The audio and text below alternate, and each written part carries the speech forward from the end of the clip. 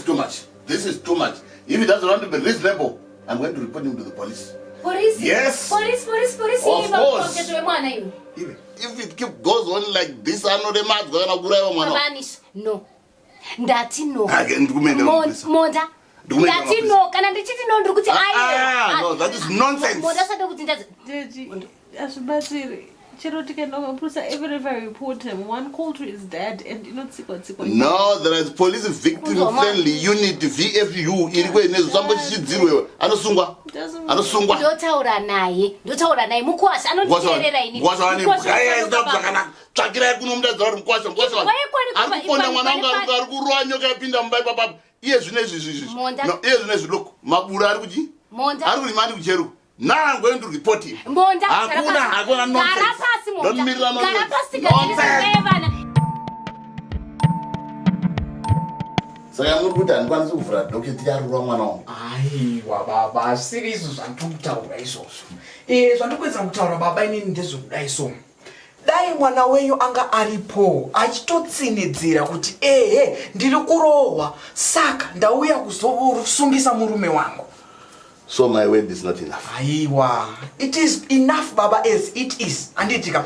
Asi chandikungwedza kuda kukuonesai ndechekuti zvoni kana nyaya yako koti inenge yatobuda mumaoko mangu inini. Handi muri kuzvinzwa. Asi baba, ko mwana wenyu uyo akazouya panapa achitaura kuti zvoni inini handina kumbobvira ndarohwa, tinotodanana zvenyu. Apa muri kuti tucha muchiuya kunoku kuzosungisa mwana. Aine zora rakapondwa mobvuma ofuti hapana kuti hana kurohwa munhu. Ndo dambudziko ratinosangana naro isusu semapurisa, especially nyaya idzodzidzi dzedomestic violence idzodzidzi baba.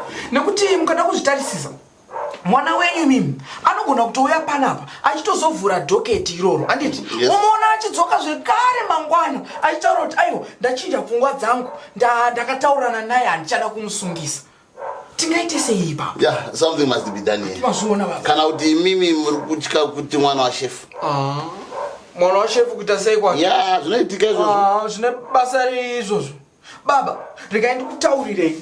Panapa isusu tasiyana nana potoro vari panze apa vanoita zvefraud necorruption. Isusu tinodhila nemunhu semunhu baba. Zvekuti anzi zita rake ndiani haatombozvitsvage izvo. Ani mukuzvinzwa. Nekuti most of these cases baba anogona kutopedzisira kana rarufu chaivo. Exactly, that's why hey. Saka toita sei? Ayo, alright, ndine idea. Baba, ndiri kuda kuti imimi mudzokere kumba. Handiti aiwo tererai mukadzokera kumba handitika ndoda kuti mukwanise kukonvinza mwana wenyu kuti auye kuzovhurisa doketi panapa. Once angovhurisa doketi panapa mumaoko medu kai isusu taakuchikurunga manje. Mukomana anoswera avharirwa mukati totomuendesa kukoti chaiko.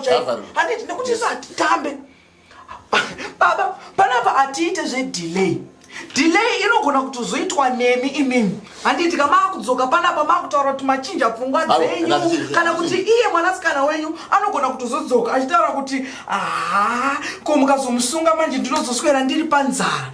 Ndo zvaanga atotaura mwana wenyu.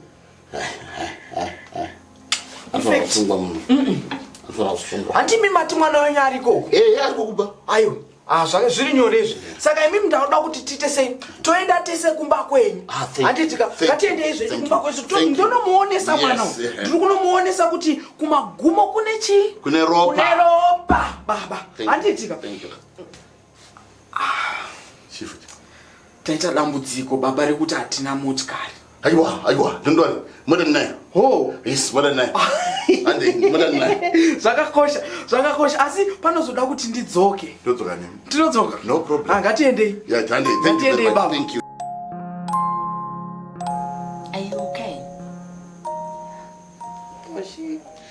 Was it worth it? Chova ndingaparadze marriage yangu nokuda kwemubhedha. Mubhedha ozva une basa reko mubhedha. He had no right kukurova sha. Izvo zvinonyatsozviziva shamwari kudarika vamwe vanhu vese. Akolin, you did the right thing. Zvozodiwa. Unozva mabhuru haana hake changa ainacho ka. asangane rudo. Izvozvo ndozvandonyatsotoziva. Don't give excuses for what he did. Don't do that at all. I'm not. Asi kungotika pane zvimwe zvinhu shamwari zvandaifanira kungoitawo zviri different. Aiwa. Usarambochita my excuses for mabura akatadza shaka. Papa, I think I'm pregnant.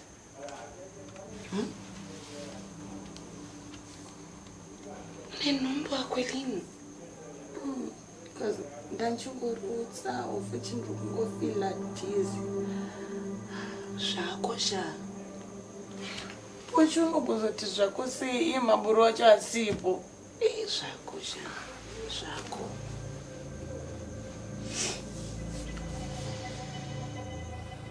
Anisha, you and Junior are my life. Ukandisiya andisi chinhu ndiri ndega. But I can't keep doing this. I can't take it anymore. I'll go for counseling. You always say this. You always say, baby, this is the last time when better counseling. Yakuzama wani mukwasha chika nesu I that. don't understand, Mama. That you don't myself. Aidza wantarisone aita kuuya physically kuuya kunongwi effort kaizva. Uzvikusisa unei mwanangu chii? Please, baby.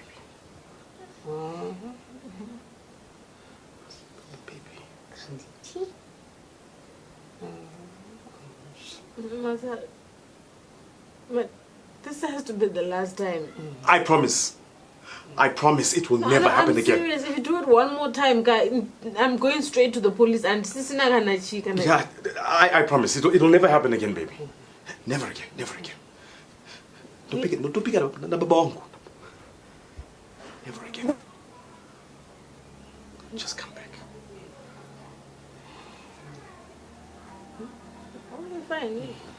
I won't get you wrong. Good girl. I'll be here. I'll be here.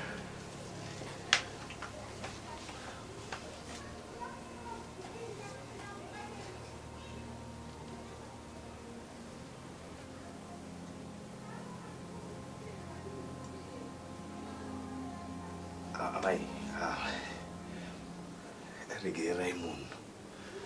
Ndakanganisa. Unongoziva zvinoitika mudzimba umu.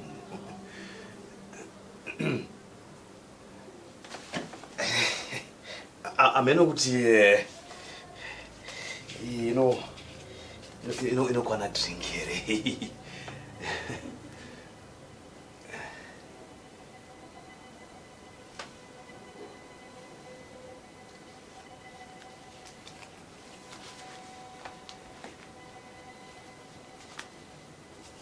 Tinoma senyu anodhurera.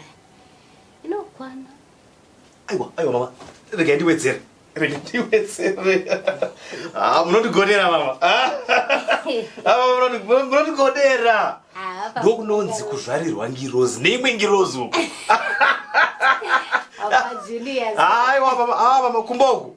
Ai napita pichete. Baba Julius udi. Aiwa mama ndokudzaika. Naka. Ndakuona kuti zvinobva kupi. Bataya mama. Tendi. Zvinoda kutendwa. Aiwa no problem mama. Zviwedzerwe pazvabva nasi. Aiwa atinowedzera. Tinowedzera. Mama moms. Yeah. Aiwa dzidi naye munotigonera mufungi. Aiwa ndofatinoita. Ndikuona kuti uchinawo makete naye. Akabva kuChina ndakutumira muchiriziya nokuti baba no it's okay mama no tichata big things imimi muri wangu yeah in fact yanga iri surprise yanda kupai but TV yenyu iyi aiwa idiki pane imwe yandaka order kubva kuDubai iri kuya manje so 64 inches. Aiwa. Mukwasha ndinayi. Tiripo. Ende futi Nigiri divider hii. Yeah, inofana kuenda futi because 64 inches haikwani hapa. Saka fatishaita nde issue amai. Pane imwe yandaka order. Anachita ngopa umwe munhu family kwangu, but I think it's better if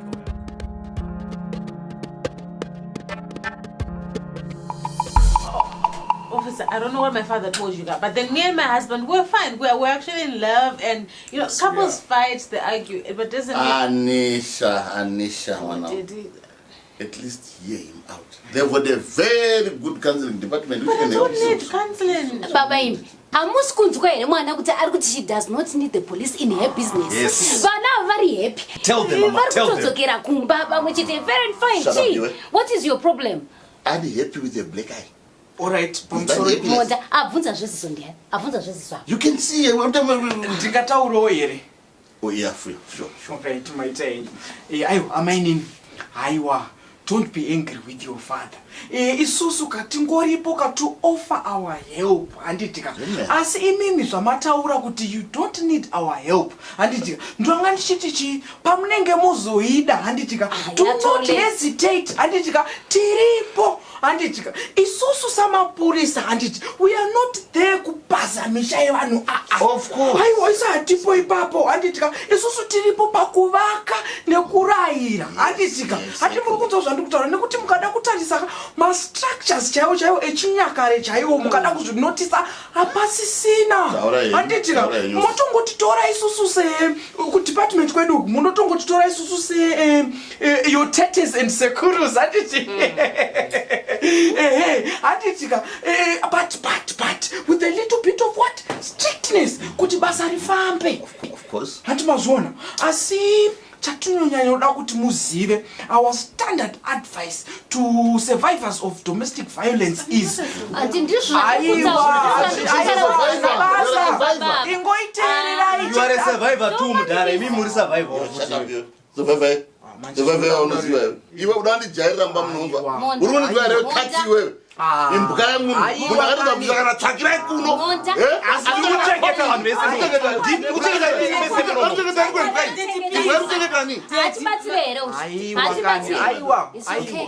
Uda kufarisa.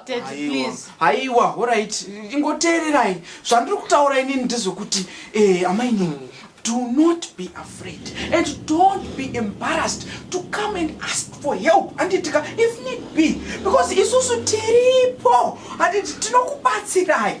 Hapana mpurisa ndefu. Mamai, hapana mpurisa ndefu. Vale majeti ari kuitwa pana. Mashina mbaba. Mashina. Unedzumwe mbaiwe. Katsi yemunhu. Hauna kana kobiri. Utazobvisa tsvakirai kuno. A man like you. No, Don't visit my grandson. Urikonerwa nema7 chinosara teke. It's okay. Alright. It's upedze. Pamusoro, alright. In fact, kupedzisa kwangu kwandingangoita ndekuti ininika aiwa ndakuenda. Nekuti ndikugara kwangu. Good idea. Arikonzesa ndeu. Uyane dzungu. Anakusungwa. Handitika. Anozungwa. Iwewe. Iwewe. Aiwa zvinakuipa. Amai mukaramba muchidaro gaitende ndikubuda. Handitika. Handimati munodanana zvenyu mese. Aiwa dananai zvekuti ndo zvinotodiwa pamurawo. Mukadzi wangu. Iwewe chikomana iwewe. Aiwa vamonda. Angatibudei zvedu tiende. No, munogona tunoonana. Kwa musundiperekedza nemotikari. Ndenda kungati zopakende padhuze. Zuva rapisa iri baba musadare. Wewe ziya paumire. Rabereka zuva. Anisha. It's okay. Monda urare ikoko. Atopedza newe so. Sorry kana baba wangu. Ndokumbira uregerero ndapota zvangu mwanangu. Chokwadi Zimbabwe iri kuda kuti putsira mushowe mwana wangu wanane mwana wangu inini. Mwana wandakabereka net 12 years. Anga aripo ere mondo waipa ndakamugomera mwana uyu. Uda kundikanyira zvinhu zvemwana kudai.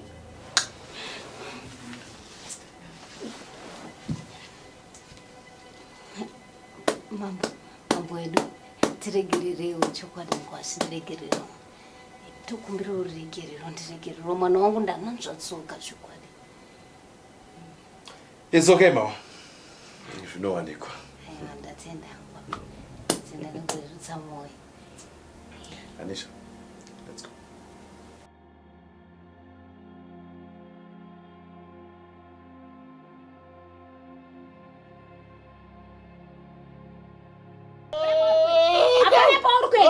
Wakaputsa upenyu hwangu. Wakuda kuputsa ipe mwana wangu. Wadura. Ziso ngaridze. Ziso rakona mahure. Ziso mahure. Abere porkwe. Ziri mezukuru nosasha.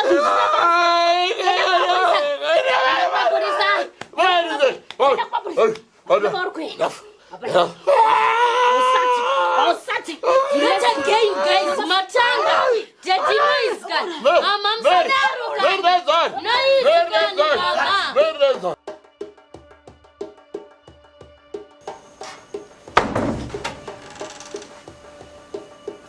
Are you okay, babe?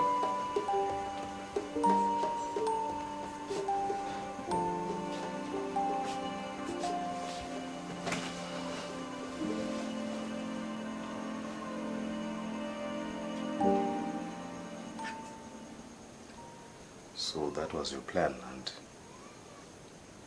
What plan? kundisungisa inini. No, but Do you know who I am? yeah. Do you? Wait, listen. I didn't even know that Daddy was going to the police. When he actually came through, I told the guy, Kuti, you and me are fine. And I mean, like, we're moving on. We're okay. Get the hell off me, man! You want me to break my promise? Do for what would I do? No, not at all. Anisha. I wouldn't do. Anisha. But look at the things you do! I didn't do anything, and you promised. You promised that you would not. Fuck the promise!